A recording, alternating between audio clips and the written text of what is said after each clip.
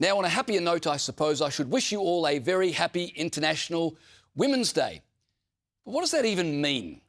Today, we have the Iranian women's football team essentially under house arrest on the Gold Coast. The girls pointedly chose not to sing the Iranian national anthem before their first game in the Asian Women's Cup. But then, a commentator on Iranian state TV labelled them traitors who should be dealt with severely on their return to Tehran. کسی که یک قدمی علیه کشور تو شرایط جنگی برمی‌داره باید شدیدتر باش برخورد کنه. مثل این ماجرای سرود ملی نخوندن تیم فوتبال زنانمون و اون عکسی که منتشر شده اینا که حالا کاری ندارم با اینها باید شدیدتر برخورد کنه. Now compare and contrast the Iranian girls' demeanour before their first game with the way they lined up in the next one.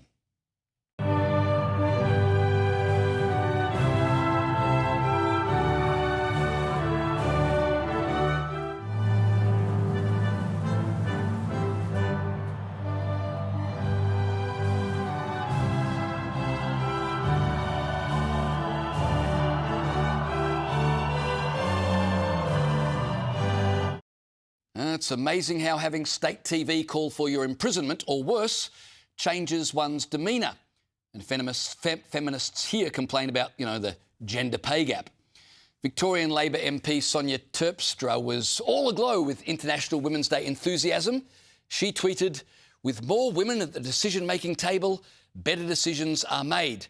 Proud to be part of a majority Labor Women's Caucus in Spring Street. Happy International Women's Day." I'd be careful using Jacinta Allen's majority female Victorian Labor government as a shining example for how women make better decisions. Perhaps they should be a little less worried about gender and a little more concerned with taxpayer dollars. The state of Victoria's finances has worsened, with debt surging by $10 billion in just 6 months. The state of Victorian finances has worsened terribly, as you just heard. But Health Minister Mary Ann Thomas, she said taxpayers should not be alarmed.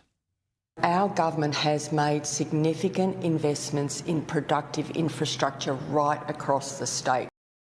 And here's some of that significant infrastructure, all being paid for with borrowed money.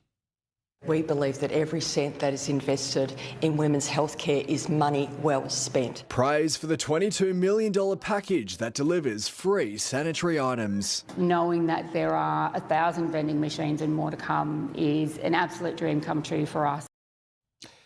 Isn't it sexist to say that having more women at the decision-making table leads to better decisions? I think if Victoria shows us anything, it's that Labor needs to worry less about pre-selecting people of a certain gender and more about pre-selecting people who make good decisions. Don't hold your breath for that one, though. Meanwhile, federal Labor politicians were busy pretending to care about women. New South Wales Labor Senator Tony Shelton tweeted, "Happy International Women's Day. I'm proud to be part of Australia's first majority women government. Gender equality and progress are at the heart of Labor's work." Well, if gender equality is at the heart of everything Labor does, that would explain why the country is currently in an unmitigated mess. Governments driven by ideology of any kind never fare well. And men like Senator Shelton never see the irony of their virtue signalling.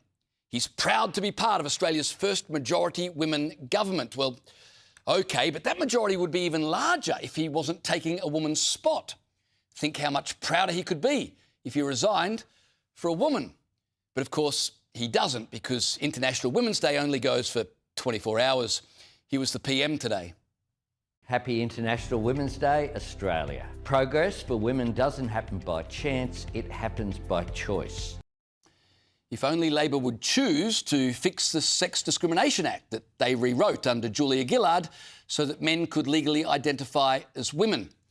When you've got, in some Labor states, convicted male prisoners sexually assaulting women in female prisons, and the Labor Party aren't motivated to fix the law that allows that kind of, shall we be generous and call it, confusion, well, it's hard to take the PM's enthusiasm for International Women's Day all that seriously.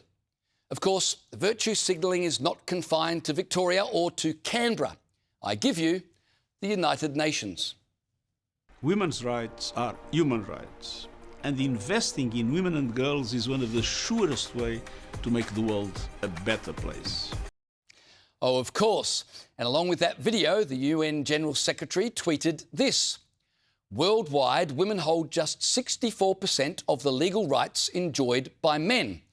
When we're not equal under the law, we're not equal. We must fight discriminatory laws and practices to ensure justice, dignity, opportunity and freedom for women and girls everywhere.